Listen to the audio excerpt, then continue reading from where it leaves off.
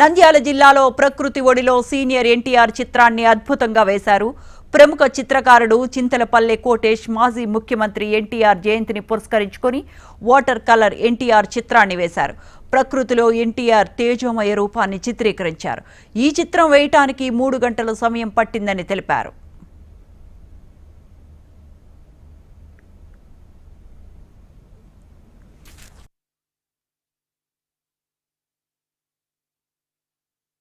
Water colours పెయింటింగ్స్తో ప్రకృతి ఒడిలో అన్నగారి చిత్రాన్ని 3 గంటల సమయంలో వేసి చిత్ర నివాళులు అర్పించారు.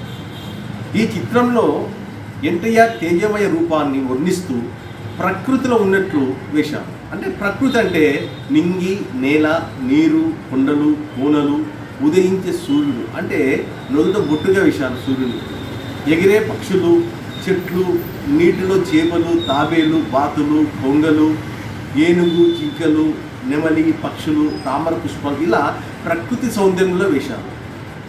ఇందులో ఒక ఏనుగు అన్నగారికి తొండంతో వందనం చేస్తున్నట్లు వేసినారు, గౌరవ వందనం చేస్తున్నట్లు వేసినారు.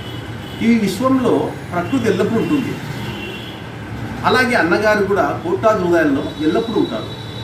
విశ్వం ఉన్నంత వరకు విశ్వవిఖ్యాత సార్వభౌముని ఎవరు మర్చిపోరు.